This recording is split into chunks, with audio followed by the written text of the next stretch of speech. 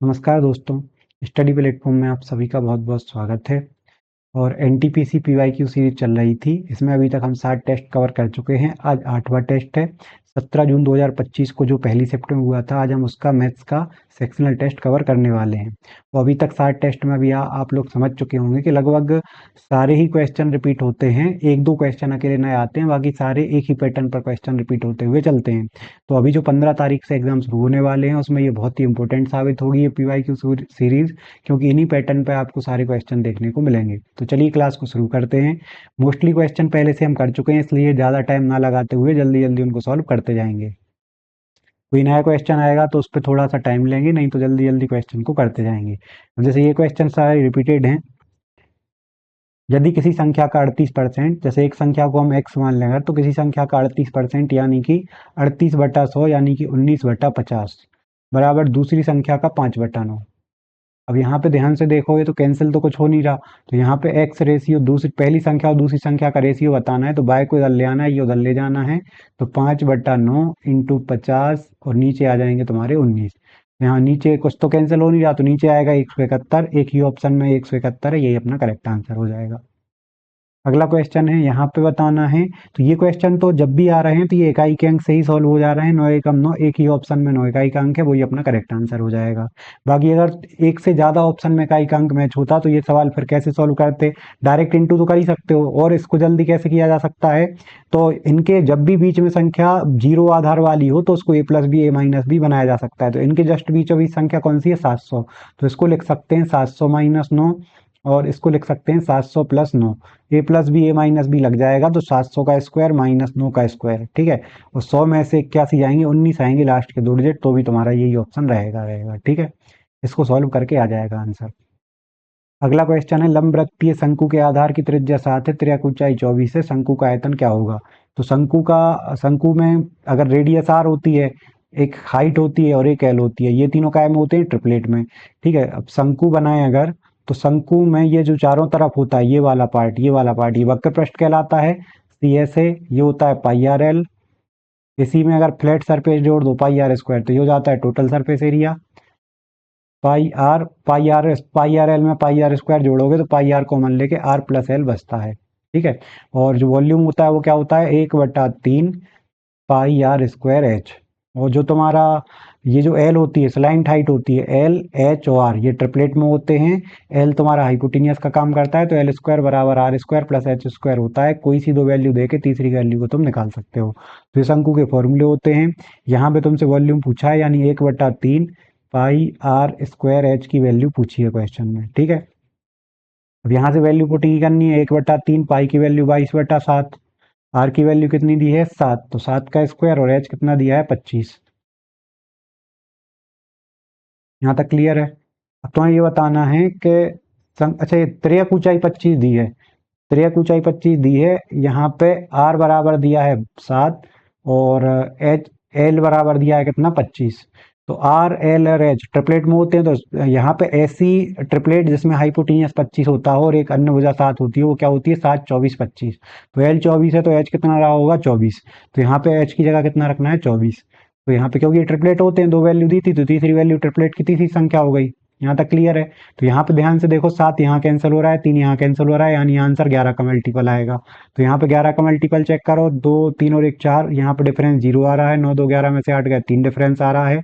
6 में से 5 गए, 1 डिफरेंस आ रहा है। 7 में से 2 गए, 5 डिफरेंस आ रहा है। तो एक ही ऑप्शन 11 का मल्टीपल है, वही अपना करेक्ट आंसर हो जाएगा, ऑप्शन नंबर ए, ठीक है। सॉल्व करना तो बाकी हो ही गया था। यहाँ से 7 बचे थे, यहाँ 8 बचे थे, तो 8, 7, 56, 6 दूनी 12, 2 एकम 2, तो इकाई का अंक भी 2 आएगा। इकाई के अंक तो 3 ऑप्शन में एक से हैं, तो यहाँ इकाई के अंक से नहीं हो पाएगा, मल्टीपल चेक करके हो जाएगा। वो पूरा सॉल्व कर सकते हो, 22 × 7 × 8, ये करना रह जाएगा। अगला क्वेश्चन है, अब यदि ब्याज अर्धवार्षिक रूप से संयोजित होता है तो 1000 की राशि एक वर्ष 6 महीने में 1728 बनने के लिए ब्याज की दर ज्ञात कीजिए। देखो, नॉर्मल जो वार्षिक दर होती है वो आर होती है, और जो समय होता है वो टी होता है। लेकिन जो क्वेश्चन में जब अर्धवार्षिक गणना होती है, अर्धवार्षिक, तो फॉर्मूले में जो चलती है, वो फॉर्मूले में कौन सी दर चलती है, r/2, और समय कौन सा चलता है, 2t, ठीक है, तो फॉर्मूले में रखा रहे हैं तो ये वाले रखाएंगे। तो जैसे अब नॉर्मल वाला टाइम दिया है 3/2, 1.5 साल कितना होता है 3/2 साल, तो जब इसका डबल करोगे तो टाइम कितना रखाएगा, डबल वाला टाइम कितना रखाएगा 3, यानी एन एन एन कितना रखाएगा 3। ठीक है, और जो आर रखाएगा वो कितना रखाएगा, r/2। तो क्वेश्चन सोल्व करके जो आएगा, देखो अगर तुम ये वाला टाइम रखोगे तो सोल्व करके कौन सा वाला आ रहा है, ये वाला। वो तुमसे पूछा कौन सा वाला रहेगा, ये वाला। तो जो भी सॉल्व करके आ रहा है उसका तुम्हें डबल करना पड़ेगा, क्योंकि फॉर्मूले में जो रखते हैं वो आधी वाली रेट रखते हैं जब अर्धवार्षिक दर होती है तब। यहाँ तक क्लियर है। तो यहाँ पे अगर हम डायरेक्ट रखें प्रिंसिपल कितना है 1000, 1000, और यहाँ पे रेट ऑफ इंटरेस्ट का मल्टीप्लाइंग फैक्टर कितना है 1+r/100, ये है। ठीक है, और कितने साल हैं, 1.5 साल में कितनी बार गणना होगी, 3 बार। जब अर्धवार्षिक दर होती है तो टाइम को डबल कर देते हैं, तो 1.5 साल में कितनी बार ब्याज की गणना होगी, 3 बार। और ये बन जाएगा तुम्हारा अमाउंट कितना दिया है 1728। ठीक है, तो यहाँ कौन सी वाली आर रखाई होगी, आधी वाली। तो जो भी इसकी वैल्यू निकलेगी उसको डबल करना रहेगा, तो 1728 बटे में 1000 और बराबर में 1+r/100 की पावर 3।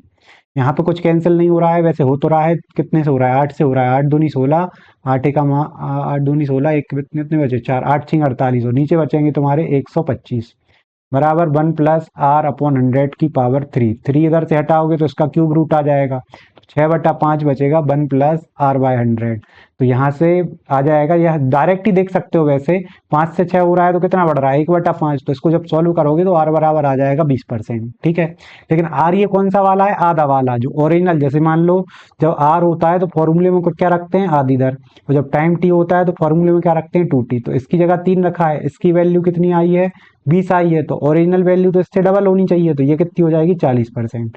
तो आर 20 आया है, तो ये आर 20% काउंटिंग हुई है 6 महीने में, तो वार्षिक दर कितनी होगी, 6 महीने में 20% मिल रहा है, तो 1 साल में कितना मिलेगा 40%। ठीक है, सबसे छोटी संख्या ज्ञात कीजिए जिसे 2527 को इंटू करने पर वह परफेक्ट स्क्वायर बन जाए। तो एक तो तरीका क्या होता है, एक तरीका होता है इसके कर लो फैक्टर, 2527 के फैक्टर करो। यहाँ पे फैक्टर में देखोगे तो 2 से डिवाइड हो नहीं रहा, 5 2 7 2 9 7 16, 3 से भी नहीं हो रहा, 5 से भी नहीं हो रहा। और जब भी 2 3 5 से नहीं होता तो वो संख्या सिर्फ प्राइम नंबर से कटती है, यानी 7 से कटेगी, 11 से कटेगी, 13 17 इनसे डिवाइड करके देखेंगे फिर। ठीक है, लेकिन फैक्टर जैसे टफ होते दिख रहे हैं, जब फैक्टर टफ होते दिख रहे हैं तो इसका एक और तरीका होता है कि जैसे मान लो 2527 ये संख्या ली, अब इसमें या तो तुम करोगे 21 का इंटू, या करोगे 15 का, या करोगे 19 का, या करोगे 7 का। तो पहले तो इकाई का अंक ही देख लो, क्योंकि जिस जिस संख्या के लास्ट में इकाई का अंक 2 होता है, 3 होता है, 7 होता है, 8 होता है, तो ये तो कभी परफेक्ट स्क्वायर हो ही नहीं सकते। जैसे अब यहाँ पे अगर ये 21 से इंटू करोगे तो इकाई का अंक तो 7 आएगा, तो ये तो कभी परफेक्ट स्क्वायर हो नहीं सकता, यानी 21 का इंटू नहीं कर सकते। 15 का इंटू करोगे तो 5 7 35, ठीक है, 5 7 35, यानी 5 5 तो हो सकता है, लेकिन जब लास्ट में इकाई का अंक 5 होता है तो उसके पीछे 2 आना चाहिए, तभी वो परफेक्ट स्क्वायर बनती है। चलो इसको बाद में देखेंगे। 19 को देखो, 9 और 7 63, 9 7 63, इकाई का अंक 3 आ रहा है, ये भी परफेक्ट स्क्वायर नहीं हो सकती, इसके लास्ट में 3 आता है। तो और तुम 7 का इंटू करोगे, 7 7 49, 9 हो सकती है, यानी ऑप्शन हो सकता है दूसरा या फिर चौथा। तो या तो 2527 में करना पड़ेगा 15 का इंटू, या 2527 में करना पड़ेगा 9 का इंटू। तो यहाँ पे ध्यान से अगर देखो तो 5 का भी रूल होता है कि लास्ट में 25 आने चाहिए, तो 15 का इंटू करके देखो, 15 7 105, 10 बचे, 15 दूनी 30 और 10 40, लास्ट के 2 अंक 0 5 आ रहे हैं, तो 5 में तो हो सकता है परफेक्ट स्क्वायर, लेकिन 5 के पहले 2 भी आना चाहिए, तो अगर यहाँ 2 नहीं आ रहा तो ये परफेक्ट स्क्वायर हो ही नहीं सकता। तो ये ऑप्शन भी कैंसिल हो गया, अपने आप यही आंसर हो गया। ठीक है, ऑप्शन कौन सा आंसर हो गया, 7 7 था, सॉरी लास्ट में 7। यहाँ तक क्लियर है। अब अगर 7, अगर इसका करेक्ट आंसर 7 है, यहाँ तक तो आंसर लगा के आगे बढ़ सकते हो, लेकिन जैसे तुम्हें ये देखना था कि अगर इसका आंसर 7 है तो यहाँ पे आगे जाके इसके फैक्टर 7 से, मतलब जब फैक्टर करोगे तो 2 3 5 से, 2 3 और 5 से तो जा नहीं रहा था, तो फिर 7 प्राइम नंबर से लगाओगे, 7 3 की 7 6 42, 7 एकम 7, तो ये बन गया तुम्हारा 19 का स्क्वायर। यानी 19 का तो पेयर बन रहा है लेकिन 7 का नहीं बन रहा है, यानी इसमें 7 की कमी है, तो 7 का इंटू इसमें करना पड़ेगा। ये सॉल्व करके हो जाएगा। अगला क्वेश्चन है 12% साधारण ब्याज की दर से निवेश करने पर राशि 3 साल में 8500 हो जाती है। तो ऐसे क्वेश्चन में जिससे कंपैरिजन करते हैं उसको 100% मानते हैं, यानी प्रिंसिपल 100% है। 12% से 3 साल में, हर साल 12% है प्रिंसिपल का, तो 3 साल में कितना ब्याज मिलेगा, तो 3 साल में मिलेगा 36%, तो ये कहलाएगा इंटरेस्ट। और दोनों को जोड़ दोगे तो 136% हो जाएगा तुम्हारा अमाउंट। यहाँ तक क्लियर है। अब यहाँ पे क्या दिया है, अमाउंट की वैल्यू दी है, 136% की वैल्यू दी है, 136% की वैल्यू दी है कितनी, 8500। वो पूछा क्या है, साधारण ब्याज पूछा है, यानी 36% की वैल्यू पूछी है। तो या तो यहाँ से क्या निकालो 1%, और 1% में 36 का इंटू करके 36% निकाल दो, या फिर एक चीज ये कर सकते हो कि यहाँ से रेशियो निकाल लो, जैसे ये रेशियो परसेंट में दी है, इनका रेशियो निकाल लो। 4 से कट रहे हैं, क्योंकि देखो यहाँ कैलकुलेशन टफ होती हुई दिख रही है, 136 से डायरेक्ट तो 36 बनते नहीं है, डायरेक्ट 3 से 4 से काट के 36 निकाल लें। तो यहाँ कैलकुलेशन या तो इसी को करो, या फिर यहाँ पे सॉल्व करने के लिए, सरल करने के लिए 4 से डिवाइड कर लो। तो यहाँ पे 25 बचेंगे, यहाँ पे कितने बचेंगे 9, और यहाँ पे कितने बचेंगे 3 और 4 34, यहाँ पे बचेंगे 34। तो 34 की वैल्यू क्वेश्चन में दी है 8500। यहाँ से 17 से काटोगे 2 बार, 17 से काटोगे 500 बार, 2 से काटोगे 250 बार। तो एक की वैल्यू कितनी आ गई यहाँ से 250। एक की वैल्यू अगर 250 आ गई तो क्वेश्चन में क्या पूछा है, ब्याज कितना है, यानी 9 की वैल्यू पूछी है, तो 250 इंटू 9 हो जाएगा यहाँ पे ब्याज। तो यहाँ पे 25 नंबर 225 के आगे जीरो लगी होगी, यानी ऑप्शन नंबर 20 का करेक्ट आंसर हो जाएगा। ठीक है। और वैसे भी यहाँ पे देख सकते थे कि क्वेश्चन में 36 की वैल्यू पूछी है, 36 की वैल्यू पूछी है तो आंसर 9 का ही मल्टीपल होगा। 4 और 2 6 और 5 11, ये 9 का मल्टीपल है नहीं। 2 2 4 और 5 10, ये भी नहीं, सॉरी 2 2 4 और 5 9, ये हो सकता है। 2 और 3 5 और 5 10, ये नहीं हो सकता। 3 और 5 8, ये भी नहीं हो सकता। ठीक है, वैसे भी 36 की वैल्यू पूछी थी तो आंसर 9 का ही मल्टीपल आना था। यहाँ पे दिया हुआ है कि x square plus 3x plus 2 बराबर 0, और ये x square plus b x plus c बराबर 0, इन दोनों के मूल समान है। मतलब इन दोनों के मूल समान है यानी एक्स की वैल्यू समान है। एक्स की वैल्यू समान है यानी ये वर्ग समीकरण ही एक से होगा, क्वाड्रेटिक इक्वेशन ही एक सी हो गई। जब दोनों मूल बराबर हैं, क्योंकि यहाँ भी एक्स की दो वैल्यू होती है, यहाँ भी एक्स की दो वैल्यू है, और दोनों की दोनों बराबर हैं, यानी कि ये दोनों की दोनों इक्वेशन सेम है। अगर ये इक्वेशन सेम है तो यहीं से कंपेरिजन कर सकते हो, जो एक्स स्क्वायर का मल्टीपल यहाँ एक है, यहाँ ए है, तो ए बराबर 1 हो जाएगा, बी बराबर 3 हो जाएगा, और सी बराबर 2 हो जाएगा। अब तुमसे क्या पूछा है, कौन सा कथन सत्य है, तो जिस कौन सा कथन सत्य नहीं है पूछा है, तो जो सेटिस्फाई 3 तो कर रहे होंगे, एक नहीं कर रहा होगा, जो नहीं कर रहा होगा वो आंसर हो जाएगा। तो यहाँ पे रख के देखो, यहाँ पे तो 1 माइनस 3 प्लस 2, तो ये 0 आ रहा है, क्या आ रहा है, तो ये सेटिस्फाई कर रहा है। लेकिन तुमसे ये नहीं पूछा कौन सा सत्य है, तुमसे पूछा है कौन सा सत्य नहीं है। तो यहाँ पे 3 कर रहे होंगे सेटिस्फाई, यहाँ पे रखोगे 1 प्लस 2 बराबर बी की वैल्यू 3, तो ये भी सेटिस्फाई कर रहा है, 1 और 2 3 ही होते हैं। 4 ही रखोगे तो 4 ए बराबर 4, 2 सी बराबर रहेगा 4 प्लस 2 भी रहेगा 6, तो यही सेटिस्फाई नहीं कर रहा। 4 के बराबर हम 10 नहीं हो सकते, ये कर ही रहा होगा। 4 माइनस 6 प्लस 2 बराबर 0 ही होता है, ये भी कर रहा है। तो जो सेटिस्फाई नहीं कर रहा वही वाला करेक्ट ऑप्शन हो जाएगा, option number C. Option number C इसका करेक्ट आंसर हो जाएगा। यहाँ तक क्लियर है। जब मूल देखो, जो x की वैल्यू होती है, जो वर्ग समीकरण होता है x square plus b x plus c बराबर 0, इसमें जो x की वैल्यू होती है उन्हीं को मूल बोलते हैं, उन्हीं को शून्यक बोलते हैं, उन्हीं को समीकरण के हल बोलते हैं, सॉल्यूशन बोलते हैं। जीरोज भी उन्हीं को बोलते हैं, मतलब इंग्लिश में जीरोज। ठीक है, मूल को रूट बोलते हैं, और सॉल्यूशन, ये नहीं, सब सब एक ही चीज को बोलते हैं, एक्स की वैल्यू को। और जितनी सबसे बड़ी पावर होती है एक्स की, उतनी वैल्यू हो सकती है। दो वैल्यू है तो दो ही इसमें एक्स की वैल्यू आएंगी। यहाँ पे कितनी वैल्यू आएंगी, 2 आएंगी। ठीक है, वो अगर सभी वैल्यू एक्स की एक्स ही है, यानी कि वर्ग समीकरण एक सा हो जाएगा फिर। ठीक है, चलो यहाँ तक क्लियर है। अगला क्वेश्चन है, इजी क्वेश्चन था ये। यहाँ पे माध्यिका बतानी है। संख्या, जब माध्यिकाएं होती है तो संख्याएं गिनी रहती हैं। ऑड में बीच में एक संख्या आती है, इवन में बीच में दो संख्याएं आती हैं। अगर एक संख्या होती है तो यहाँ पे डायरेक्ट डिवाइड, ऑड में तो डायरेक्ट होता नहीं है, तो एक जोड़ के 2 का भाग लगाओ, जो आएगा वही बीच में संख्या रहेगी।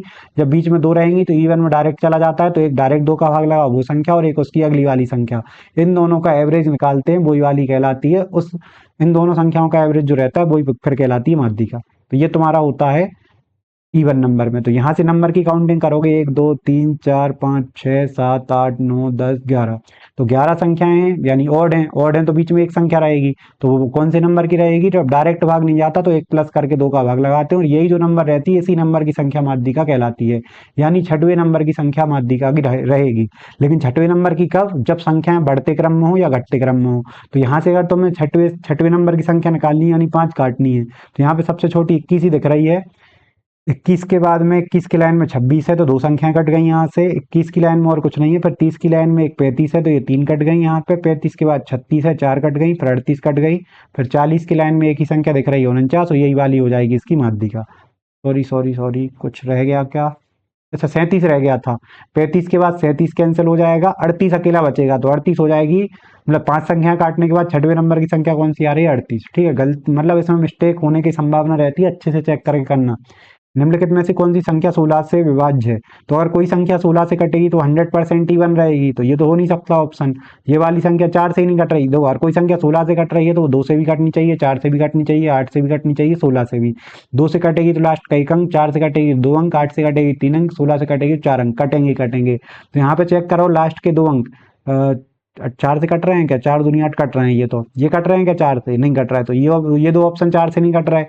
देखो अब फिर से अगर देखो तो ये तो ऑड है इसलिए नहीं हो सकती। ये 4 से ही नहीं कट रही, तो इसलिए 4 से नहीं कट रही तो 8 से कटेगी ना 16 से कटेगी। अब बचे 2 ऑप्शन, तो इनमें डिवाइड करके देखो तो लास्ट के 2 अंक में 4 से जा रहा है, लास्ट के 3 अंक में 8 से जा रहा है क्या? 8 नाम 72, 8 नाम 72, लास्ट में 3 अंक में जा रहा है क्या? 8 8 7 56, 2 बचे 8 3 24, सबसे जा रहा। यानी तुम्हें 16 ही से डिवाइड करना पड़ेगा। तो एक किसी में करके देख लो 16 से डिवाइड, 16 एकम 16, एक बचे 16 एकम 16, 16 दूनी 32, ये संख्या 16 से कट रही है तो ये इसका करेक्ट आंसर हो जाएगा। अगर इसमें नहीं आ रहा होता तो फिर ये करेक्ट आंसर हो जाता। तो अभी कौन सा आंसर है करेक्ट? ऑप्शन नंबर 20 का करेक्ट आंसर है। 5 संख्याओं का योग 655 है, तो ये सम दिया है कितने नंबर का? 5 नंबर का। तो यहाँ इस तरफ अगर सम है तो बराबर के उस तरफ भी क्या होना चाहिए? सम। अब पहली 2 संख्याओं का एवरेज कितना है? 77। जब भी नंबर दी हो और एवरेज दिया हो तो इनटू करके सम निकाल सकते हैं। तो एवरेज 77 है और संख्याएं 2 हैं, यानी 2 जगह 77 लिखे हुए हैं, तो सम कितना होगा? 77 इंटू 2। ठीक है। तीसरी संख्या 102 है, तो यहाँ पे 2 संख्याएं, ये तो हो गया 2 संख्याओं का योग, ये हो गई तीसरी संख्या। ठीक है, बाकी बची 2 संख्याओं को और जोड़ना पड़ेगा। तो बाकी बची 2 संख्याओं का औसत, अगर बाकी बची 2, देखो औसत निकालना है तो औसत अगर हम x माने तो 2 संख्याओं का औसत x है, तो ये एवरेज है, ये नंबर है, इंटू करोगे तो सम हो जाएगा। तो ये क्या हो जाएगा? सम। तो यहाँ ध्यान रखना कि x क्या माना है? एवरेज। एवरेज माना है तभी सम 2x होगा। मान लो x ही सम मानते तो यहाँ के लिए x रखते। ठीक है, यहाँ तक क्लियर है। अभी x क्या माना है? एवरेज। तो ये हो गया 5 का सम, ये हो गया 5 का सम, दोनों रहेंगे बराबर। तो 77 दूनी 154, 154 घटाओगे तो यहाँ बचेंगे कितने? 501 बचेंगे। 501 में से 103 घटाना है तो ये 2x रहेगा। तो ये कितना बचेगा अब? 103 नहीं, 102 है यहाँ पे, सॉरी 102 है। ठीक है, 102 घटाओगे तो ये कितना बचेगा? 400, 399। 399 को 2 से डिवाइड करोगे तो x आ जाएगा, और x क्या माना था? एवरेज। तो ये आ जाएगा तुम्हारा 199.5, यानी कि ऑप्शन नंबर डी इसका करेक्ट आंसर हो जाएगा। अब यहाँ से अगला क्वेश्चन है, एक व्यक्ति अपनी मासिक आय का 74% घर के किराए पर खर्च करता है। ऐसे क्वेश्चन में 100% रहती है इनकम, इनकम में से 74% खर्च कर दिया। ठीक है, बाकी बचे 26, बाकी कितना बचा? 26%। 26% सब सेविंग नहीं है सारी, इस 26% को बांट के बताया है उनने कि 26% में से 385 परिवहन पे कर दिए। ठीक है, और बाकी फिर 2725 कहाँ कर दिए? किराने पर खर्च कर दिए, किराना पे। और बाकी बचा कितना? 621 बचाता है। तो यानी कि इस ये जो तुम्हारा हिसाब किताब दिया है वो काय में से दिया है? 26% में, यानी इसकी वैल्यू कितनी दी है? 26%। तो यहाँ पे बताना क्या है? इनकम बतानी है, तो 100% बताना है। तो इसको सबसे पहले तो प्लस कर लो, यहाँ पे 85, 90 और 10, 110, 131। यहाँ पे बचेगा कितना? 6 7 34, 34 और 3 37, तो ये आएगा 3731। ये काय की वैल्यू हो गई? ये पूरा तुम्हारा क्या है? 26%। तो 26% की वैल्यू दी है। तो यहाँ से 1% कितना हो जाएगा? तो 13 से काटो पहले 2%, 2% कितना हो जाएगा? 13 दूनी 26, 13 अट्ठे 104, 9 बचे 13 7 91, 2% 287 है। तो अब यहाँ से 2 से तो कट नहीं रहे, तो 2 से नहीं कट रहा है तो 2 से मत काटो, यहाँ पे 2% लिखा रहे, तो तुम्हें 100 निकालना है। तो 2 से 100% बनाने 50 का इंटू होगा, तो यहाँ भी 50 का इंटू कर दो, लास्ट में 0 आएगी, उसके बाद 5 आएगा। तो 0 के बाद 5 एक ही ऑप्शन में, वो इसका करेक्ट आंसर हो जाएगा। अगला क्वेश्चन है, 3 संख्याएं रेशियो दिया है, फ्रैक्शन में रेशियो दिया है। 5/20 को सरल करके कितना लिख सकते हो? 1/4। रेशियो 8/16 को 1/2, 8/14 को कितना लिख सकते हो तुम? 4/7। जब भी फ्रैक्शन का रेशियो दिया हो तो उसको सरल इंटीजर में बदलने के लिए जो डिवाइड में होते हैं, ये फ्रैक्शन किस वजह से है? डिवाइड वाली संख्या की वजह से। रेशियो का नियम होता है कि एक जगह किसी का इंटू करोगे सब में करना पड़ेगा। तो यहाँ एक ऐसी संख्या का इंटू करो जो 4 से कटे, 2 से कटे, 7 से कटे, और ऐसी संख्या कहलाती है एलसीएम। तो 4 2 7 का एलसीएम कितना हो जाएगा? 28। यहाँ जब तुम 28 से इंटू करोगे तो पहली संख्या काट के 7 बचेगा, दूसरी संख्या काट के 14 बचेगा, और तीसरी संख्या काट के 16 बचेगा। यहाँ तक रेशियो सरल हो गया। अब वो क्या बोल रहा है? सबसे बड़ी संख्या और सबसे छोटी संख्या का अंतर दिया है, तो सबसे बड़ा जो रेशियो है वही सबसे बड़ी संख्या होगी, सबसे छोटा जो रेशियो है वो सबसे छोटी संख्या होगी। और इनका एचसीएफ 1 माना है अपन ने, एचसीएफ 1 माना है, तो ये संख्याएं 16 और 7 हो गई। इनका डिफरेंस क्वेश्चन में दिया है 54। 9 की वैल्यू 54 दी है, तो 1 की वैल्यू हो जाएगी 8। ठीक है, जो एचसीएफ मन से माना था वो कितना आ गया? 8। अब सबसे बड़ी संख्या पूछिए तो 16 की वैल्यू कितनी हो जाएगी? 16 इंटू 8 बराबर 128। ठीक है, तो 128, एक मिनट, तो 9 से जी कितने बार काट दिए, 16 में से 7 गए, 9 बचे, 9 से 6 बार कटेंगे, 6 बार कटेंगे तो यहाँ 6 आएगा, 16 का 6 में इंटू कितना आएगा, 96 आएगा, 96 यानी ऑप्शन नंबर डी इसका करेक्ट आंसर हो जाएगा। एक ट्रक 80 किलोमीटर की दूरी 40 किलोमीटर पर आवर की स्पीड से तथा अगली 44 किलोमीटर की दूरी 9 किलोमीटर पर आवर की स्पीड से तय करता है। तो आगे क्या बताना है इसमें, आगे बताना है एवरेज स्पीड क्या होगी। तो एवरेज स्पीड का एक ही फॉर्मूला होता है जो सब जगह चलता है, एवरेज स्पीड बराबर होता है total distance upon total time. ठीक है, और एक और अपन दूसरा फॉर्मूला याद करते हैं, उसमें कंडीशन रहती है, ये इसमें कोई कंडीशन नहीं है, ये हमेशा लग जाता है, हमेशा लगने वाला फॉर्मूला है। एक होता है जब डिस्टेंस कांस्टेंट हो, तब फॉर्मूला क्या हो जाता है, S1 S2 की एवरेज स्पीड हो जाती है, एवरेज स्पीड बराबर हो जाती है 2S1 S2 upon S1 plus S2। यानी जब S1 और S2 की स्पीड से कॉमन डिस्टेंस चले, S1 से भी उतना चले, S2 से भी उतना चले, तब एवरेज स्पीड होती है 2S1 S2 upon S1 plus S2। और जब तीन स्पीड हो, तीन स्पीड से S1 S2 S3, S1 से भी वही डी चले, S2 से भी चले, S3 से भी चले, तब एवरेज स्पीड बराबर हो जाता है 3S1 S2 S3 upon S1 S2 plus S2 S3 plus S3 S1। ठीक है, ये जहां पे ये दो फॉर्मूले लगते हैं, अगर ये दो फॉर्मूले चाहो तो मत लगाओ, ये दोनों फॉर्मूले जहां लगते हैं उस जगह तुम्हारा टोटल डिस्टेंस बटा टोटल टाइम से तो हो ही जाता है। यानी अगर तुम चाहो तो एक फॉर्मूले से सारे सवाल सॉल्व कर सकते हो, बाकी वहां पे थोड़ा सा टाइम बच जाता है, कैलकुलेशन बच जाती है। तो जब डिस्टेंस कांस्टेंट हो तो वहां पे वो वाले फॉर्मूले लगा दिया करो, और बाकी अगर कुछ समझ में नहीं आ रहा तो ये तो फॉर्मूला हर जगह लग ही जाता है, एवरेज स्पीड बराबर total distance upon total time. अब यहाँ पे तुम्हें एवरेज स्पीड बतानी है तो टोटल डिस्टेंस चाहिए पड़ेगी, तो यहाँ 80 चला, यहाँ 44 चला, तो टोटल कितना हो गया, 120 और 4 124। टोटल टाइम, तो टाइम तो डायरेक्ट कहीं दिया नहीं है, तो लेकिन टाइम बराबर क्या होता है, डिस्टेंस अपॉन स्पीड। तो 80 अगर 40 से चले तो टाइम कितना लगेगा, 2 घंटे। ठीक है, 44 अगर 9 से चले तो टाइम कितना लगेगा, 44/9 घंटे, 44/9 घंटे। ठीक है, यही लगेगा। अब तो औसत गति बतानी है तो इसी को सॉल्व करना है। तो 124/9 दूनी 18, 18 और 44 हो जाएंगे 62, और नीचे के 9 चले जाएंगे ऊपर, तो 62 के डबल 24 होते हैं, 124 होते हैं, 9 दूनी 18 होते हैं। तो यहाँ पे एवरेज स्पीड 18 आ गई, क्योंकि यहाँ पे सब कुछ सही था, यहाँ किलोमीटर था, स्पीड किलोमीटर पर आवर में थी, तो ये दोनों घंटे में आएंगे, तो यूनिट को भी कोई चेंज नहीं करना था। तो याद रखना किलोमीटर घंटे में होना चाहिए, मीटर है तो सेकंड में होना चाहिए। ठीक है, और किलोमीटर घंटे में रहता है तो स्पीड किलोमीटर पर आवर में होती है, मीटर सेकंड में होता है तो स्पीड मीटर पर सेकंड में होती है। ठीक है, यूनिट इसी तरीके से रखते हैं। अगला क्वेश्चन है माध्यिका बताना है। माध्यिका के साथ में हमने तुम्हें हमेशा बताया कि माध्यिका और मोड, इनके फॉर्मूलों में हमेशा लोअर लिमिट प्लस तो आती है, lower limit plus H, lower limit plus H तो आती है। मोड जब निकालते हैं तो डिफरेंस बन का हिस्सा रहता है दोनों डिफरेंस के कंपैरिजन में। यहाँ पे जिस नंबर पे पहुंचना होता है कम काय के कंपैरिजन में, टोटल नंबर के कंपैरिजन में, ये फॉर्मूला होता है, ये सबसे सरल तरीका होता है फॉर्मूला याद करने का। तो अब जैसे यहाँ पे तुम्हें मीडियन निकालनी है कि एल क्या है, तो जो जिस नंबर की तुम्हें संख्या निकालनी है वो किस ग्रुप में है उसकी, जैसे मान लो यहाँ पहले टोटल नंबर देखो, 16, 15, 31, 31, 62, 62 और 20, तो कितने होते हैं, 62, 20, 82, 86, 86 और 8 94, 94 और 30 124, 124 का आधा कितना होता है, 62। तो 62वीं संख्या निकालनी है, तो यहाँ 16 है, यहाँ तक 31 हो गई, और यहाँ तक 62 हो गई। जब यहाँ तक 62 हो गई यानी इस ग्रुप में रहेगी तुम्हारी माध्यिका, इस ग्रुप में रहेगी माध्यिका, यहाँ तक क्लियर है। तो अब इस ग्रुप में रहेगी तो इसकी जो लोअर, इसका जो तुम्हारा क्लास इंटरवल है उसकी जो लोअर लिमिट है वही क्या रहता है, एल, प्लस जो इसका वर्ग अंतराल है, जो क्लास इंटरवल है वही कहलाता है एच। इसकी हाइट कितनी है, 210 से 250 कितना गैप है, 50 का। और इसको बांटना है, तुम ये बताओ पिछले में कितने थे टोटल, 31, 31 से तुम्हें कहाँ पहुंचना है, 62 पे, तो कितने नंबर आगे जाना है यहाँ से, तो तुम्हें जाना है 31 में 31 ही जोड़ोगे तब 62 आएगा, तुम्हें 31 संख्या आगे जाना है।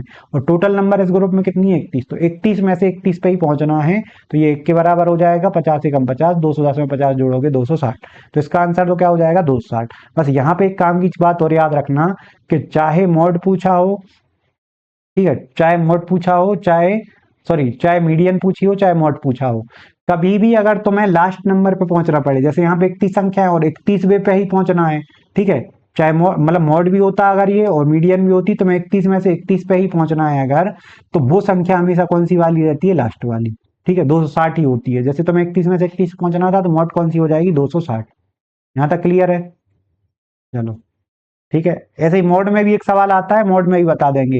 ये मीडियन में हमेशा याद रखना कि जैसे मान लो इस ग्रुप में माध्यिका है, जब तुम्हें इस ग्रुप के लास्ट संख्या पे पहुंचना पड़े तो ये लास्ट वाली संख्या हो जाती है, 210 से 260 में है। देखो इसका मतलब क्या होता है, देखो तुम्हें इसका मतलब अगर अच्छे से समझ में आ गया कि 210 से 260 का क्या मतलब है। इसका ये मतलब है 210 के बाद के तुमने बांट दिया बराबर बराबर गैप पे। जैसे 210 से 260 को बराबर बराबर गैप पे माना, मतलब ये पहला गैप हो गया, ये दूसरा, ये तीसरा, ये चौथा, ये पांचवा, ये छठवा, ये सातवा, ये आठवां, तो लास्टवी संख्या इसी पे आएगी। तो जब तुम्हें लास्टवी संख्या निकालनी है तो लास्टवी संख्या तो हमेशा बाद वाले पे आती है। जैसे यहाँ पे 24वीं नंबर कौन सी होगी, 310। जैसे यहाँ पे 15वीं नंबर कौन सी होगी, 210। तो यहाँ 16वीं नंबर कौन सी होगी, 160। यहाँ 38वीं नंबर कौन सी होगी, 360। तो जब तुम्हें ये 31वीं नंबर ही निकालनी है तो 31वीं नंबर तो हमेशा लास्ट वाली होती है, तो 260 हमेशा इसमें तुम डायरेक्ट ही लगा सकते हो कि माध्यिका इसकी हो जाएगी। ठीक है। जब तुम्हें एन में से एन ही निकालनी हो तो वहां पे लास्ट वाली जो क्लास इंटरवल में जो लास्ट लिमिट होती है वही वाली कहलाती है माध्यिका। यही तुम्हारा मोड में होता है, मोड में भी जो क्वेश्चन आएगा तब सॉल्व करा देंगे वहां पे। क्लियर है यहाँ तक। अगला क्वेश्चन है अब के 2, 5, 2, 8 और 12 का चतुर्थानुपात, ये एक्स मान लें, चतुर्थानुपात एक्स मान लें, तो पहले और चौथे का इंटू 2x बराबर 12 इंटू 8 हो जाएगा। तो यहाँ पे 2 से काटोगे 4 बार, तो 12 चौके 48, एक्स बराबर कितना आ गया, 48।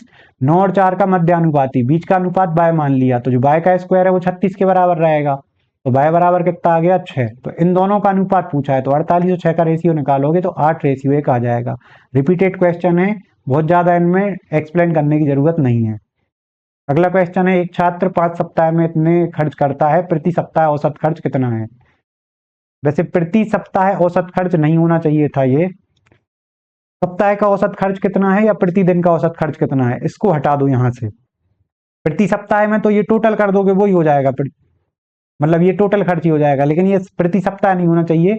सप्ताह का औसत खर्च क्या है, अच्छा 5 सप्ताह लिखा है, सॉरी सॉरी सही लिखा है, फिर वो हम ये सोच रहे थे कि सप्ताह के दिनों का लिखा है। 5 सप्ताह यानी ये पहले सप्ताह का है या दूसरे का है, तीसरे का है, चौथे का है, पांचवे का है, तो अलग अलग सप्ताहों का दिया है। तो हर सप्ताह कितने एवरेज खर्च करता है, बराबर कितने कितने खर्च करता है वो पूछा है। तो हर सप्ताह में यहाँ पे टोटल कितने खर्च कर ये निकाल लो पहले, 400, 200, 600, 900, 1100, 1200, 1200, 300, 1500। 1500 खर्च किए 5 सप्ताह में, तो एक सप्ताह में कितने होंगे, 300। 300 ही हो जाएगा इसका एवरेज। जहाँ पे कैलकुलेशन इजी हो वहां पे डेविएशन नहीं लगाना है, डेविएशन सिर्फ वहां लगाना है जहाँ पे कैलकुलेशन टफ पड़ रही हो। ऐसे क्वेश्चन को तुम्हें लीनियर इक्वेशन बना के सॉल्व करना है। पेन की कीमत x मानो, पेंसिल की y मानो, तो यहाँ से 4x प्लस 5y बराबर 193 दिया है, 3x प्लस 6y बराबर 165 दिया है। ठीक है, यहाँ तक क्लियर है। और ऐसे में अगर कहीं देखो यहाँ 4, 5, 193 में तो कैंसिल नहीं हो रहा था, यहाँ कैंसिल हो रहा है 3 से, तो 3 से कैंसिल करके ही लिख दो डायरेक्ट। तो 3 से कैंसिल करोगे अगर, तो यहाँ पे अकेला x बचेगा, वहां पे 3 दूनी 6, 2y बचेगा बराबर 3 से काटोगे तो यहाँ पे 55 बचेगा। ठीक है, ये होगा इक्वेशन। अब जैसे तुम चाहो तो x को एक सा बना लो, क्योंकि तो निकालनी तो तुम्हें दोनों की वैल्यू है, तो जब 4 से इंटू करोगे तो x कट जाएगा, 8y में से 5y जाएंगे, 3y बचेंगे, वो 55 दूनी 110 दूनी 220 में से 193 जाएंगे तो 27 बचेंगे, तो 27 कटेंगे 9 बार। यहाँ पे बाय बराबर तुम 9 रखोगे तो 9 दूनी 18, उस तरफ जाके कितने बचेंगे, 37। तो x बराबर कितना आ जाएगा, 37। बाय बराबर 9, x बराबर 37। तो 4 पेन यानी कि 4 इंटू 37 प्लस 6 पेंसिल यानी 6 इंटू 9, तो 6 नाम 54 और 37 दूनी 74 दूनी 148। तो ये निकालना है तुम्हें। 8 और 4 12, इकाई का अंक 2 रहेगा, यानी ऑप्शन नंबर बी इसका करेक्ट आंसर हो जाएगा। ठीक है, रिपीटेड क्वेश्चन है, कोई इसमें दिक्कत वाली बात नहीं है। अब आगे है, दो समरूप त्रिभुज की संख्या। अब समरूप दे दिया उनने, समरूप दे दिया। समरूप में होता क्या है, अगर आकृतियां समरूप हैं, आकृतियां समरूप हैं तो सारी सिंगल डायमेंशन का रेशियो कांस्टेंट रहता है। सिंगल डायमेंशन का रेशियो कांस्टेंट रहता है, समान रहता है, समान रहता है। संगत सिंगल डायमेंशन का, संगत यानी करस्पॉन्डेंस का, यानी कि सिंगल डायमेंशन में आता क्या क्या है, लंबाई, जैसे मान लो कोई सी भी आकृति है, लंबाई, चौड़ाई, ऊंचाई, ठीक है, विकर्ण, सिंगल लेंथ जिसको मीटर सेंटीमीटर एक डायरेक्शन में नापते हैं, रेडियस, ठीक है, रेडियस, डायमीटर, इसके बाद में पेरीमीटर, ये सारे काय में आते हैं, सिंगल डायमेंशन में आते हैं। डबल डायमेंशन में क्या आता है, डबल डायमेंशन में एरिया आता है। 3 डायमेंशन में क्या आता है, वॉल्यूम आता है। एरिया कोई सा भी हो सकता है, कर्व सरफेस एरिया भी हो सकता है, टोटल सरफेस एरिया भी हो सकता है, अनुप्रस्थ काट का क्षेत्रफल भी हो सकता है, ठीक है, कोई सा भी क्षेत्रफल है वो 2D में आएगा, कोई सा भी वॉल्यूम है वो 3D में आएगा। तो सारी सिंगल डायमेंशन का रेशियो एक सा होता है। तो सिंगल डायमेंशन का रेशियो 9:1 है, तो डबल डायमेंशन का रेशियो सिंगल के स्क्वायर के बराबर होगा, और 3 डायमेंशन का रेशियो सिंगल के क्यूब के बराबर होगा। 9 का क्यूब कितना होता है 729, 1 का क्यूब है। तो अगर तुम्हें सिंगल डायमेंशन का रेशियो 9:1 दिया है तो एरिया यानी डबल डायमेंशन का रेशियो कितना हो जाएगा 81:1, यानी कि ऑप्शन नंबर सी इसका करेक्ट आंसर हो जाएगा। अगर यही तुम्हारा डबल का दिया होता, यही अगर 2D का दिया होता, 2D का रेशियो होता 9:1, तो सिंगल पे जाने के लिए सिंगल का स्क्वायर करते हो डबल आता है, तो डबल का वर्गमूल लोगे तो सिंगल आ जाएगा। यहाँ तक क्लियर है। तो सिंगल का दिया है तो स्क्वायर करके डबल पहुंच जाओ, डबल का दिया है तो स्क्वायर रूट लेके सिंगल पे आ जाओ।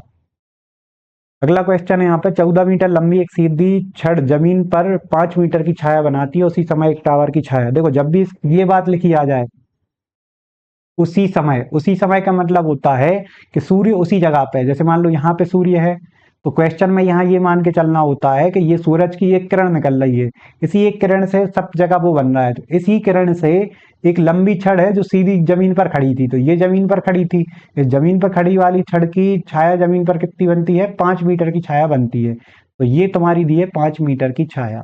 ठीक है, ये कितनी दी है 5 मीटर की छाया। यहाँ तक क्लियर है। तो जब यही किरण आगे जाके, ठीक है, आगे जाके मान लो आगे क्या, टावर की छाया 44 है। अब टावर की छाया 44 है तो टावर बढ़ा रहा होगा, तो इसको चाहे अलग से बना लो चाहे एक साथ बना लो, वो कोई दिक्कत नहीं है। तो जब ये जैसे मान लो ये टावर हो गया, तो टावर की छाया अगर बन रही है कितनी 44.5, तो तुम्हें ये मान के चलना होता है कि ये वाली किरण वही वाली है। जब वही वाली किरण है तो देखो ये वाली लेंथ कौन सी कहलाएगी सूरज की लंबाई, ये वाली कहलाएगी सूरज की लंबाई, और ये वाली कहलाएगी कौन सी, ये वाली कहलाएगी सूरज की किरण। यार एक बार चित्र सही से बना दो। इसका मतलब देखो जो होता है कि जब भी ऐसा सवाल आता है जब एक ही टाइम लिखा होता है तो तुम्हें एक ही सूरज की किरण मानना है।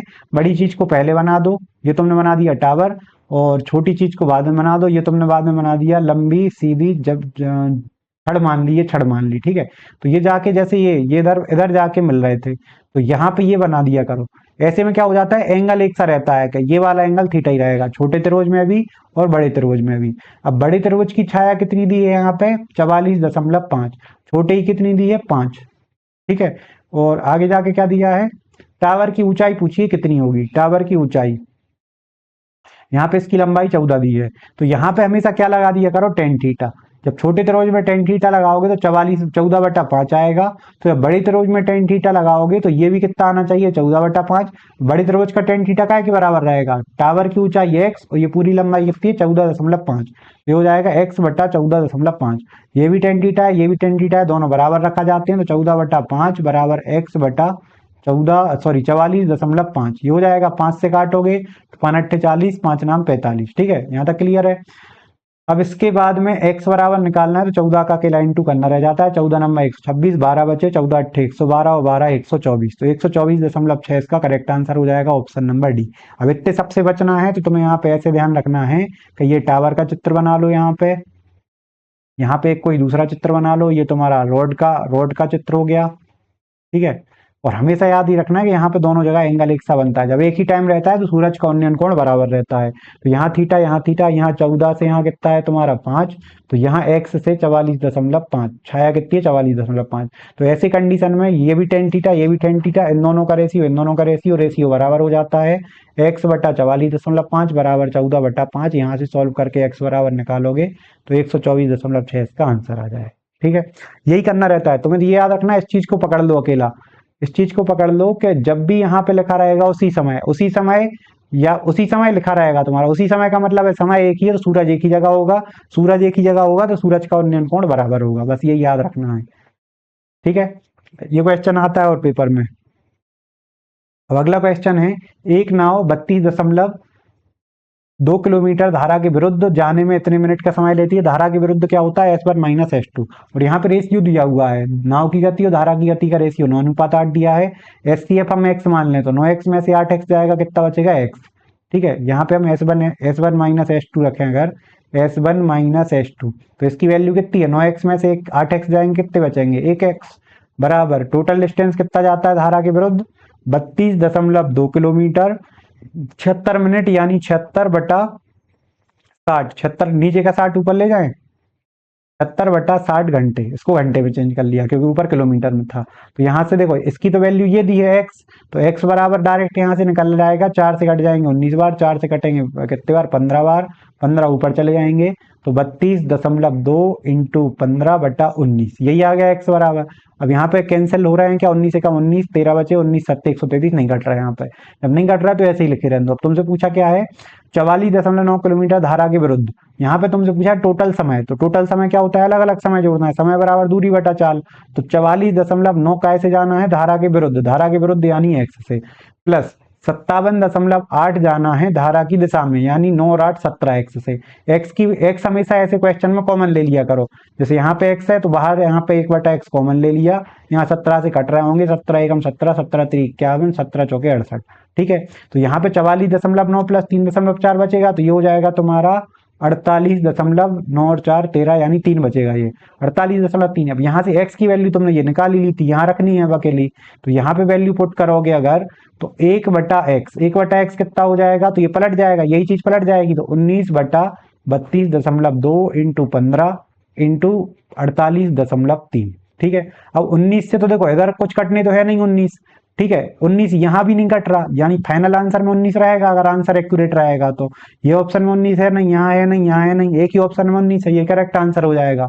बाकी अगर पूरा सॉल्व करना है तो दशमलव से दशमलव काट दो यहाँ पे, और कैसे कट रहे हैं यहाँ पे 5 से कट रहे हैं, नहीं 3 से कट रहे हैं, 3 से 5 बार 16, ये 161 कट गए। अब 23 सत्ते 161 होते हैं, या तो ये 7 से कट रही होगी या 23 से, 7 से कट रहा है क्या, 7 चौके 28, 7 छिंग 42, 7 से कट रहा है, 7 चौके 28, 7 छिंग 42, 7 से कट जाएंगे 23 बार, 23 से ही कट गए पूरे, 23 दूनी 46, तो नीचे बचे 10, 19/10, यानी करेक्ट आंसर हो जाएगा 1.9, 1.9 इसका करेक्ट आंसर हो जाएगा। वैसे 19 का मल्टीपल चेक करके पहले ही 1.9 लगा सकते थे। जीटेस एक वस्तु को 11% हानि पर बेचता है, 5% कम में खरीदा होता। ऐसे क्वेश्चन में देखो जब सीपी को भी चेंज करें और एसपी को भी चेंज करें तो सीपी 100 मान लिया करो, 11% हानि पे, यानी ये कितने के बिकेगा 89 का, ठीक है। ये इसी से बना है, एक रेशियो में है। अब 5% कम पर खरीदा होता है यानी 95, ये भी एक रेशियो में, क्योंकि ये भी इससे बना है। अब उसे 20% लाभ होता, तो दूसरी कंडीशन में 20% लाभ होता, तो 20% लाभ क्या होता है 6/5, तो यहाँ 6/5 का इंटू करोगे तो 19 छक्का 114 हो जाएगा। तो नया एसपी कितना आ गया 114। अब आगे क्या बोल रहा है, और 739 अधिक में बेचा होता, तो अधिक में बेचा, अधिक क्या बताता है अंतर में, बेचा, बेचा यानी एसपी का अंतर, तो एसपी का डिफरेंस दिया है 739। तो ये चारों रेशियो एक ही रेशियो में है, तो ये आपस में प्लस माइनस हो सकते हैं। 114 और 89 का डिफरेंस कितना है, 11 और 14 25, 25 की वैल्यू सवाल में कितनी दी है 739, तो यहाँ 25 से तो कट नहीं रहा है, नहीं तो 1 की वैल्यू निकाल के 100 की वैल्यू निकाल देते, सीपी हो जाता। अब 25 से नहीं कट रहा है तो डायरेक्ट तुम देख लो 25 से तो बनाना कितना है, 25 से तो मैं 100 बनाना है, तो 4 का इंटू यहाँ करो, 4 का यहाँ कर दो, 4 नाम 36, 4 तिया 12, 3 15, 4 सत्ते 28 और 29, तो 2956, यानी कि ऑप्शन नंबर सी इसका करेक्ट आंसर हो जाएगा, ठीक है। और नहीं तो यहाँ से क्या कर सकते थे, तुम्हें नहीं आ रहा समझ में क्या इंटू हो रहा है, नहीं आ रहा समझ में क्या इंटू हो रहा है, तो वहां से तुम 1 की वैल्यू निकालो, 1 की वैल्यू कितनी हो जाएगी 739/25, तो 100 की कितनी हो जाएगी 100 इंटू 739/25, 25 से 4 बार कटेंगे, इंटू करके तुम्हारा वही 2956 आ जाएगा, ठीक है। तो ऐसे क्वेश्चन को हमेशा एक रेशियो बना के करना है। शुरू में तुमने ये माना था रेशियो, शुरू में तुमने ये रेशियो माना था, इसी से तुमने क्योंकि ये वाला बना है तो ये एक रेशियो में होंगे, इसका एचसीएफ वही होगा। अब इसी से तुमने ये 95 बनाया है, यानी इन दोनों का एचसीएफ भी एक्स होगा, और इसी 95 में इंटू होके ये आया है, तो सबका कुल मिला के एचसीएफ क्या रहेगा एक्स रहेगा। ये चारों एक रेशियो में है, आपस में प्लस माइनस हो सकते हैं। एसपी का डिफरेंस दिया था तो यहाँ से तुम्हें एचसीएफ मिल गया, एचसीएफ मिल गया तो जिसकी वैल्यू पूछी वहां पे वैल्यू पुट करनी है बस। अगला क्वेश्चन है, अंकित मूल्य पर 22% डिस्काउंट देता है। यहाँ पे देखो ओरिजिनल वैल्यू पूछी है अंकित मूल्य की, ओरिजिनल वैल्यू पूछी है तो इस सवाल में ओरिजिनल वैल्यू दी होगी, क्योंकि परसेंट में देके परसेंट में पूछा है, उस सवाल में ओरिजिनल वैल्यू नहीं चाहिए पड़ती। लेकिन अगर ओरिजिनल वैल्यू पूछे तो उसमें ओरिजिनल वैल्यू की जरूरत पड़ती, तो यहाँ दी है 780, तो जो ओरिजिनल वैल्यू दी है उसी से सवाल शुरू करते हैं। ये क्या दिया है सीपी, अब सीपी से तुमसे एमपी पूछा है तो या तो मार्कअप परसेंट दिया होगा, इतने परसेंट अधिक पर अंकित करता है, दिया है क्या कहीं, नहीं दिया, मार्कअप परसेंट नहीं दिया, तो सीपी से एमपी पे डायरेक्ट नहीं पहुंच सकते, सीपी से पहले एसपी पहुंचेंगे फिर एमपी पे पहुंचेंगे। तो सीपी से देखो, सीपी से एमपी पे पहुंचना है तो मार्कअप परसेंट के अलावा नहीं पहुंच सकते, मार्कअप परसेंट नहीं दिया यानी डायरेक्ट नहीं पहुंच सकते, तो पहले एसपी पे पहुंचे होंगे। यहाँ पे प्रॉफिट दिया है 26%, तो 26% प्रॉफिट तुम्हें इसमें जोड़ना है 780 में, तो 780 में 26% की मल्टीप्लाइंग फैक्टर कितनी होती है? 13/50, 63/50। तो सीपी में इंटू होता है, तो सीपी दिया ही है, तो 63/50 का इंटू किया तो एसपी बन गया। अब एसपी से एमपी में रिलेशन क्या होता है? डिस्काउंट। तो डिस्काउंट कितना है? 22%। 22% 11/50 घटाने के बाद 39/50, लेकिन उसका इंटू तो एमपी में होता है। एसपी में अगर करना है तो रिवर्स मल्टीप्लाइंग फैक्टर का इंटू करना पड़ेगा। तो 63/50 इंटू यहाँ पे 39/50 का उल्टा क्या होगा? 50/39। 50 से 50 कैंसिल हो जाएंगे। यहाँ 39 दूनी 78, 20, 63 दूनी 126, 1260 इसका करेक्ट आंसर हो जाएगा। ठीक है, रिपीटेड क्वेश्चन है, इसमें भी ज्यादा कुछ एक्सप्लेन करने की जरूरत नहीं है। 60, 45 और 75 सेंटीमीटर भुजाओं वाले समकोण त्रिभुज को 60 सेंटीमीटर भुजा के चारों ओर घुमाने पर एक शंकु बनता है। शंकु का वक्रपष्टीय क्षेत्रफल ज्ञात कीजिए। शंकु का वक्रपष्टीय क्षेत्रफल क्या होता है? पाई आर एल। और जब भी समकोण त्रिभुज को, ध्यान रखना, समकोण त्रिभुज को अगर तुम इस वाली लाइन के परिता घुमाओगे, इस वाली लाइन के परिता घुमाओगे, तो जो देखो, एक तो होता है हाइपोटिनियस, ठीक है, एक होता है बेस, एक होता है परपेंडिकुलर। तो जैसे हम मान लो, थोड़ा सा क्लियर करें, अगर हम इसको परपेंडिकुलर मान रहे हैं, इसको बेस मान रहा है, इसको हाइपोटेनियस मान रहा है, तो अगर तुम परपेंडिकुलर के चारों तरफ घुमाओगे, तो परपेंडिकुलर के चारों तरफ घुमाओगे तो ऐसे तुम्हारा शंकु बनता दिखेगा, ऐसा ऐसा ऐसा घूमेगा, ऐसा ऐसा चारों तरफ घूमता रहेगा, तो ऐसा शंकु बन जाएगा। जो तुम्हारा बेस है वो काय का काम करेगा? ठीक है, तो अगर तुम परपेंडिकुलर के चारों तरफ घुमाओगे, परपेंडिकुलर के परिता घुमाओगे, तो जो बेस है वो काय का काम करेगा? रेडियस का। जो परपेंडिकुलर जिसके चारों तरफ घुमा रहा है वो हाइट का काम करेगा, हाइट का, एच का, या हाइट का, ठीक है। और जिसके चार, मतलब जो हाइपोटिनियस है वो काय का काम करता है? स्लाइंट हाइट का काम करता है शंकु में। ठीक है, यहाँ तक क्लियर है। और इसका उल्टा कर दो, अगर तुम बेस के चारों तरफ घुमा रहे हो, बेस के चारों तरफ घुमा रहे हो, तो कैसा शंकु बनेगा फिर वहां पे? ऐसा तो त्रिभुज ही था, घूमेगा तो ऐसा बनेगा, ऐसा ऐसा शंकु बनेगा चारों तरफ। तो जो बेस है वो हाइट का काम करता है, जो परपेंडिकुलर है वो रेडियस का काम करता है, और जो हाइपोटिनियस है वो तो स्लाइंट हाइट का काम करती ही करती है। यहाँ तक क्लियर है। तो यहाँ पे एक बात क्लियर हो गई कि बेस, परपेंडिकुलर, हाइपोटिनियस। तो और इसके परिता घुमाओगे तो ये हाइट रहेगी और ये रेडियस रहेगी। ठीक है, और ये तो तुम्हारा स्लाइंट हाइट रहती है। और अगर तुम बेस के परिता घुमाओगे, बेस के परिता घुमाओगे, तो बेस तुम्हारा हाइट का काम करेगी, परपेंडिकुलर रेडियस का काम करेगी, और ये स्लाइंट हाइट रहेगी। यानी कि हाइपोटिनियस जो रहता है वो हमेशा स्लाइंट हाइट ही रहती है। ये बहुत इंपॉर्टेंट क्वेश्चन है, पेपर में आता है बहुत। तो यहाँ पे काय के तरफ घुमा रहे? 60 के चारों तरफ घुमा रहे। जब जिसके चारों तरफ घुमाते हैं वो हाइट का काम करता है। जैसे इसको घुमाओगे चारों तरफ तो ऐसा बनेगा, तो ये हाइट का काम करेगी। तो एच काय का काम करेगा? 60 काय का काम करेगा? हाइट का। अब जो हाइपोटिनियस है कितना? 75, तो ये तो स्लाइंट हाइट का काम करता है। तो बाकी बचा जो एक और साइड है 45, वो आर का काम करेगी। तो आर बराबर कितना हो गया? 45। तो शंकु का वक्रपृष्ठ होता है पाई आर एल। अब पाई की वैल्यू रखनी नहीं है तो आर और एल का इंटू करना है।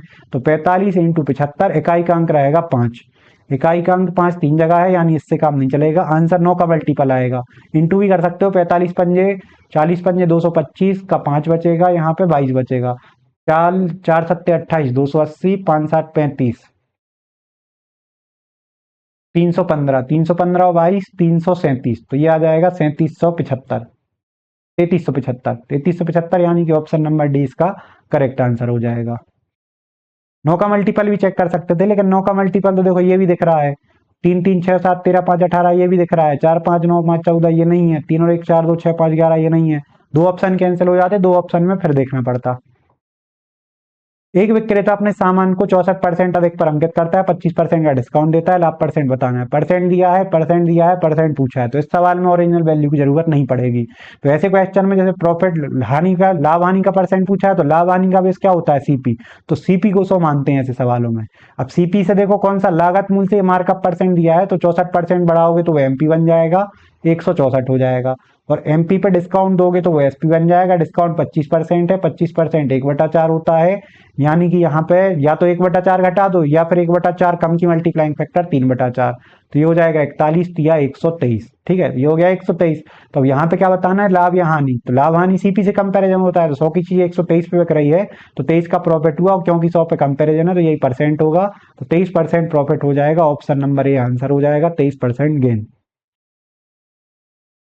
अगला क्वेश्चन है, रॉबर्ट, क्रिस, जेरेमी किसी काम को क्रमशः 10 14 21 दिनों में कर सकते हैं। ए बराबर 10 मान ले रहा है, बी 14, सी बराबर 21। अब आगे क्या बोला है? तीनों साथ में काम करते हैं। तो पहले तो टोटल वर्क मान लो, इनका एलसीएम कितना हो जाएगा? 21 में काय की कमी है, यहाँ पे 2 की कमी है और 5 के 2 की और 5 की कमी है, 10 की कमी है, तो ये हो जाएगा तुम्हारा एलसीएम 210 हो जाएगा। 210 हो जाएगा तो इनकी एफिशिएंसी कितनी आ जाएगी 21, ये आ जाएगी 15 और इसकी आ जाएगी 10, 21 15 10। अब आगे क्या बोल रहा है, जब भी कोई काम शुरू करे वो बीच में छोड़ के जाए और आए तो ऐसे क्वेश्चन में सीधी लाइन खींचा करो।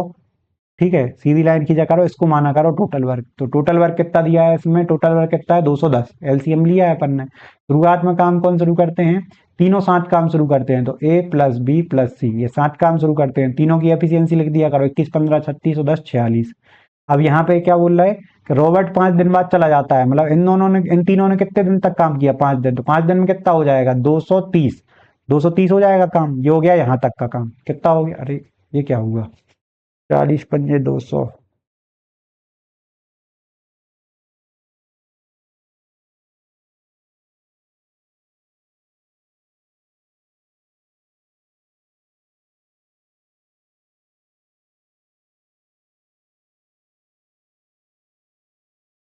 5 दिन में तो 230 हो जाएगा, टोटल काम 210 था, यानी कि 5 दिन बाद गया, यानी 5 दिन तक ये तीनों नहीं रहे होंगे। फिर 5 दिन तक तीनों नहीं रहे होंगे, फिर से करना पड़ेगा, रुकना इसको। ये टोटल काम हो गया 210, ये 2 दिन पहले कार्य समाप्त होने के 2 दिन पहले, तो यहां से तो कौन चला गया, कार्य समाप्त होने के पहले क्रिस चला गया, क्रिस यानी बी चला गया, यानी यहाँ पे ए प्लस सी बचे होंगे। ठीक है, ए प्लस सी बचे होंगे। ठीक है, तो ए प्लस सी बचे होंगे। क्वेश्चन मिस्टेक है क्या कुछ, 10 14 और 21,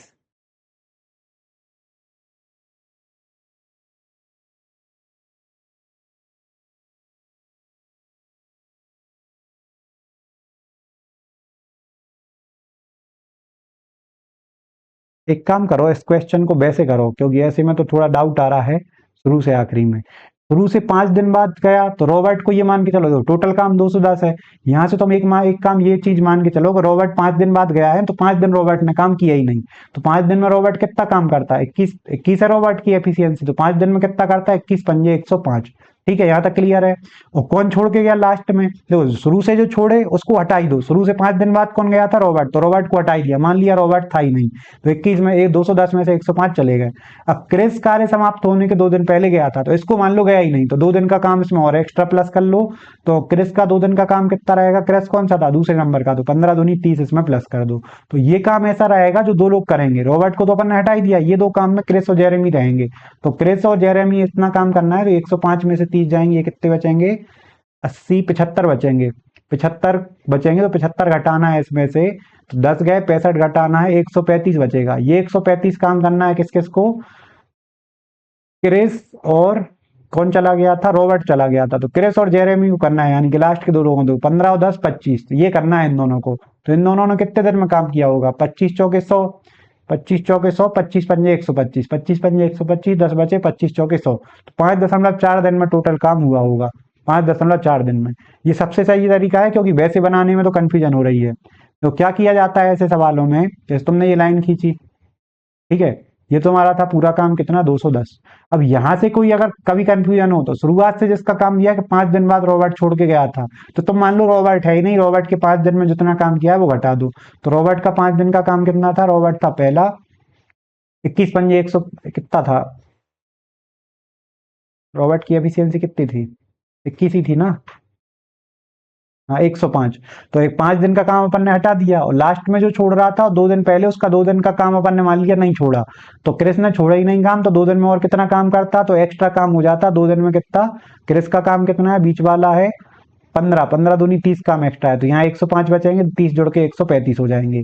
ये 135 काम वो है जिसमें कौन कौन रहे इनमें साथ में, तो रॉबर्ट तो हटा ही दिया, क्रिस और जेरेमी रहे, तो क्रिस और जेरेमी ने ये काम किया शुरू से आखिरी तक। क्रिस और जेरेमी की एफिशिएंसी थी 25, डिवाइड किया तो 5 दशमलव कितना आ गया, 5.4 आ गया, तो 5.4 दिन में काम पूरा हुआ, 5.4 दिन इसका आंसर हो जाएगा। ये अच्छा क्वेश्चन है, ये बना के देखना। अगर ये इसको ऐसे नहीं करोगे तो कंफ्यूजन है इस क्वेश्चन में। फिर एक व्यक्ति अपने आय का 40% बचाता है, ऐसे क्वेश्चन में 100% माना करो टोटल इनकम, 40% बचाता है, 40% बचाता है, तो खर्च कितना करेगा 60%। इसमें 60% की वैल्यू दी है, चाहो तो इनको रेशियो में बदल लो। कितने से कट रहे हैं यहाँ पे? 10 से कट रहे हैं, तो 10 4 6, ये इनकम सेविंग एक्सपेंडिचर। यहाँ पे एक्सपेंडिचर की वैल्यू 360 दी है, 6 की वैल्यू 360, 1 की वैल्यू कितनी आ जाएगी 60, तो इनकम कितनी हो जाएगी 60 दाम के 600, 600 हो जाएगी इसकी इनकम, 600 इसका करेक्ट आंसर हो जाएगा। एबीसी 11 33 48 दिनों में काम करते हैं, 11 33 और 48। अब यहाँ क्या बोला, तीनों साथ काम शुरू करते हैं, ए 2 दिन बाद चला जाता है, कार्य कितने दिनों में होगा, कार्य कितने दिनों में होगा। तो यहाँ पे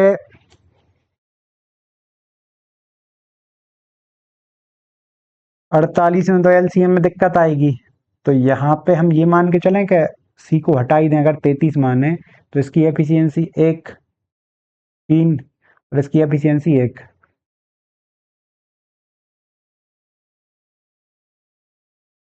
कैलकुलेटिव रहेगा क्या?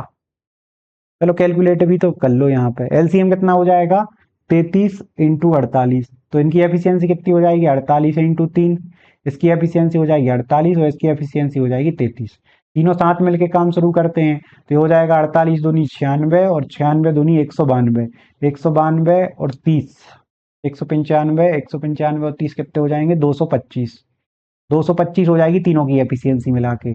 अब 225 की एफिशिएंसी से काम करना है, लेकिन कितने दिन काम हो पाता है, 2 दिन, 2 दिन काम होता है, 450 हो पाता है काम, और कौन छोड़ के चला जाता है, मान लो ये काम था, तीनों ने मिलकर काम शुरू किया, ए प्लस बी प्लस सी, एफिशिएंसी इनकी थी 225, 2 दिन तक काम किया, तो 2 दिन में कितना काम हो जाएगा, 450। अब इसके बाद कौन छोड़ के चला जाता है, ए छोड़ के चला जाता है, तो यहाँ बी प्लस सी बचते हैं, बी प्लस सी की एफिशिएंसी कितनी है, 40 30 70 और 8 और 3 11, 70 और 11 81, इनकी एफिशिएंसी 81, और काम कितना बचा, तो टोटल काम कितना था, तो यहाँ पे इंटू करना पड़ेगा, 8 3 24 और 4 3 12, 8 3 24, 24 12 36, 36 और 2 38, 3 बचेंगे यहाँ पे, 3 चौकी 12 3 15, 1584 है टोटल वर्क, 1584 में से 450 हो चुका, तो 1134 बचा काम, 1134 करना है 81 की एफिशिएंसी से, तो टाइम कितना लगेगा, 1134 बटा 81। 9 से काट लो, यहाँ पे कट रहे हैं क्या, 4 3 7 दोनों कट रहे हैं, 9 एकम 9, 2 बचे, 9 दूनी 18, 9 छक्कड़े 54, 9 से काटोगे तो कितने बचेंगे, 14, तो यहाँ पे टाइम कितना लगा होगा, 14 दिन। तो अब यहाँ पे पूछा कार्य कार्य कितने दिनों में होगा, तो 2 दिन यहाँ लगे, 14 दिन यहाँ लगे, तो टोटल कितने दिन लगे, 16, 14 मत लगा देना, 16 होगा इसका करेक्ट आंसर। कार्य कितने दिनों में पूरा हुआ, मतलब शुरू से आखिरी तक का पूछ रहे हैं, शेष कार्य बोलते तो अपन 14 लगाते आंसर, शेष ना लगा के उन्होंने पूछा कार्य कितने दिनों में हुआ, तो टोटल होगा 16, 14 दिन यहाँ लगे, 2 दिन यहाँ लगे। ठीक है, आ गया समझ में?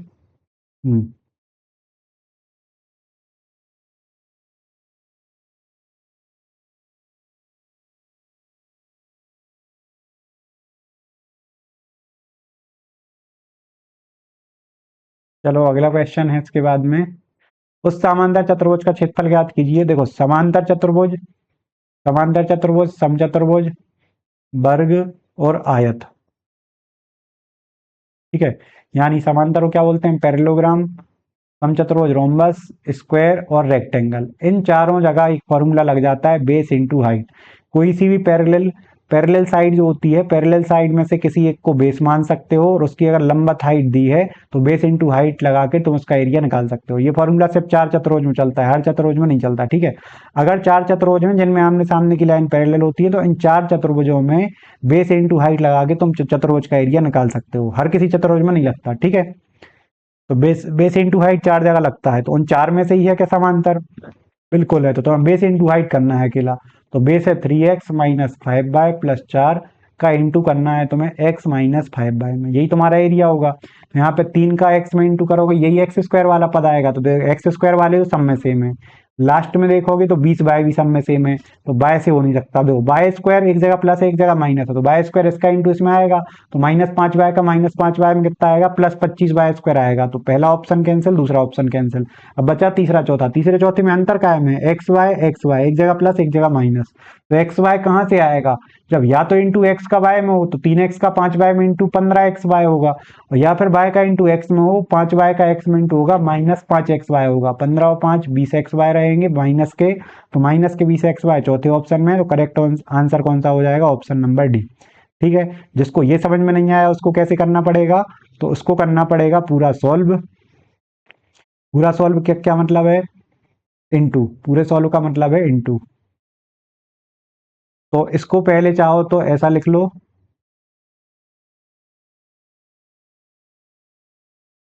इसको पहले लिख लो ऊंचाई x-5y, और फिर लिखो 3x-5y प्लस 4।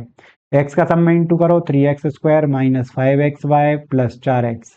तो 5y का करो, 5×3 = 15xy minus minus minus plus 25y², और फिर 5 का 4 में इंटू करोगे, -5×4 = 20y। इनको जब प्लस करोगे तो हो जाएगा 3x², x bye x Y जोड़ के हो जाएंगे 20xy। ठीक है, y² तुम्हारा 25y² रहेगा। x वाला पद एक ही है तो वो 4x रहेगा, और कुछ बचा है, नहीं बचा, 4 यही रहेंगे। तो 3x² plus 25y², 3x² plus 25y², यहाँ आ रहा है, यहाँ आ रहा है। ठीक है, -20xy एक ही जगह आ रहा है, यही करेक्ट आंसर हो जाएगा। ठीक है, तीन संख्याओं का अनुपात दिया है, उनका एलसीएम दिया है, तो एचसीएफ कितना होगा। तो जब भी तीन संख्याओं का एलसीएम दिया हो, n1 n2 n3 का एलसीएम काय के बराबर होता है, n1 n2 n3 का एलसीएम होता है r1 r2 r3 के एलसीएम के बराबर इंटू तीनों संख्याओं के एचसीएफ के बराबर। तो r1 r2 r3 का एचसीएफ कितना हो जाएगा, 5 4 3, क्योंकि सब प्राइम नंबर है तो इनका एलसीएम उनके इंटू के बराबर हो जाएगा, इंटू एचसीएफ, और इसकी वैल्यू दी है सवाल में 4980। तो यहाँ पे 5 चौके 20 में 0 से 0 कट जाएगी, 2 3 6 को इससे काटोगे, 6 8 48, 6 3 18, तो यहाँ पे 83 बचेगा, यही अपना एचसीएफ हो जाएगा। ये इसका करेक्ट आंसर हो जाएगा। अब अगला क्वेश्चन है, एक समकोण त्रिभुज की भुजाएं दी हैं, x-18, x-25 और x, तो उसका क्षेत्रफल ज्ञात कीजिए। तो यहाँ पे देखो, एक तरीका ये है कि समकोण त्रिभुज लिखा है तो इसमें ट्रिपलेट फॉलो हो रही होगी, तो अगर तुम ट्रिपलेट सोच पा रहे हो जो इसको सेटिस्फाई करे तो वो सवाल सरल हो जाएगा, नहीं तो सवाल बहुत टफ रहेगा। तुम्हें क्या लगाना पड़ेगा कि x-18 का स्क्वायर प्लस x-25 का स्क्वायर बराबर x²। देखो, एक x² इधर आएगा, एक इधर आएगा, वो तो कैंसिल हो जाएगा। इधर का x², 18 का स्क्वायर कितना होता है, 324, प्लस 25 का स्क्वायर 625, और यहाँ कितना रहेगा, 18 दूनी 36 और 50, 36 और 50 86x रहेगा। तो ये आएगा, इसको तुम्हें सोल्व करना पड़ेगा, बराबर 0। तो x² माइनस 86x प्लस 25 24 49, 6 और 3 9, तो 949 बराबर 0। या तो इस वर्ग समीकरण को सोल्व करो, ठीक है, वर्ग समीकरण को सॉल्व करो, वहां से क्या निकालो, x की वैल्यू। x की वैल्यू निकालने के बाद परपेंडिकुलर निकालना, बेस निकालना, परपेंडिकुलर इंटू बेस बटा 2 होता है समकोण त्रिभुज का क्षेत्रफल। ठीक है, परपेंडिकुलर बेस हाइपोटेन्यूज तीनों x से रिलेटेड है, तो x की वैल्यू निकालनी पड़ेगी। तो या तो करो इसको सॉल्व, या तो इसको सॉल्व करो, इसको भी हमने जल्दी कैलकुलेशन कर दी, हो सकता है तुम इसको भी देर में करते, या फिर तुम सोचो ट्रिपलेट। अब यहाँ पे 25 घट रहा है, यहाँ पे 18 घट रहा है, यानी ये बात तो पक्की है कि जो x की वैल्यू है वो 25 से बड़ी होगी, क्योंकि अगर 25 से छोटी होगी तो ये संख्या ही माइनस की आ जाएगी। तो तुम्हें ट्रिपलेट 3 4 5 नहीं सोचनी, ना 5 12 13 सोचनी, ठीक है, ना यहाँ पे 7 24 25 सोचनी, क्योंकि यहाँ पे संख्याएं ऐसी होनी चाहिए कि x होना चाहिए जो हाइपोटेनियस है वो 25 से बड़ा होना चाहिए। तो 25 से बड़ी वाली ट्रिपलेट सोचो जिसमें हाइपोटेनियस 25 से बड़ा आता हो। तो जैसे 8 15 17 तो होगी नहीं, 12 35 37, 12 35 37, इसके बाद में 28 45 53, ठीक है, एक 28 45 53, इसके बाद में 16 63, 65, और क्या होती है, 9 40 41। ऐसी कहीं की ट्रिपलेट देखो कि कहीं का डिफरेंस, मतलब इसका डिफरेंस इनके साथ कितना कितना आ रहा हो, 18 और 25, तो यहाँ पे कहीं 25 दिख ही नहीं रहा डिफरेंट। यहाँ पे तो दिख रहा है 37 में से 12 गए 25, लेकिन 37 में से 35 गया 2 दिख रहा है, तो यहाँ का डिफरेंस 25 और 2 है, तो अपन को 25 के साथ कितना डिफरेंस चाहिए, 18, तो ये ट्रिपलेट नहीं हो सकती। यहाँ पे देखो इकाई का अंक की मैच नहीं हो रहा, तो ये भी नहीं हो सकती। यहाँ पे भी इकाई का अंक की मैच नहीं हो रहा, ये भी नहीं हो सकती, ये भी नहीं हो सकती। यहाँ पे देखो, और आगे देखेंगे अगर, एक होती है 48 55 73 71, 71 होती 73 होती, 73 ही होती है, 48 55 73 होती है। एक इसी में देखो सेटिस्फाई हो भी रहा है, इसमें इसमें डिफरेंस कितना आ रहा है तुम्हारा, 25 आ रहा है, और इसमें कितना आ रहा है, 18 आ रहा है, यानी कि जो x की वैल्यू है वो 73 रही होगी। तुमने ये डायरेक्ट सोच लिया, डायरेक्ट सोच लिया, अगर वो भी डायरेक्ट सोचने में भी, क्योंकि इसमें लंबी ट्रिपलेट बड़ी वाली लग रही है इसलिए इसमें टाइम लग रहा है, तो ये संख्याएं कितनी रही होंगी, 48 55 और 73। यहाँ तक क्लियर है। अब ये हाइपोटेनियस है, इसको ही को परपेंडिकुलर बेस मान लो, ये समकोण त्रिभुज की भुजाएं हैं, तो परपेंडिकुलर इंटू बेस बटा 2, यही होता है एरिया। तो 24 इंटू 55 करना है, 24 पंजे 120, 24 पंजे 120 और 12 132, तो 1320 इसका करेक्ट आंसर हो जाएगा। अब इसको तो मैं ट्रिपलेट, जिसको नहीं आती समझ में या फिर नहीं कर रहा दिमाग काम, तो उसको फिर कैसा करना पड़ेगा, फिर तुम्हें इसको सॉल्व करना पड़ेगा। ये तुमने जो बना लिया वर्ग समीकरण, अब इसको सॉल्व करना पड़ेगा तुम्हें।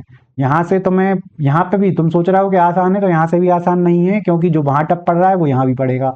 तो एक्स स्क्वायर, अब 949 के ऐसे फैक्टर करो जो प्लस माइनस पे 86 आए। तो 949 के फैक्टर करने हैं तुम्हें, 949, यहाँ 2 से कट नहीं रहा, 9 9 18 4 22, 3 से भी नहीं कट रहा, 5 से भी नहीं कट रहा, 7 एकम 7, 7 3 21, नहीं कट रहा 7 से भी, 7 के बाद 9 से तो काटेंगे नहीं, 11 से काटेंगे, 9 9 18 में से 4 का 11 से भी नहीं कट रहा, 13 से काटो, 13 से कट गया यहाँ पे, 13 7 91, 13 3 39।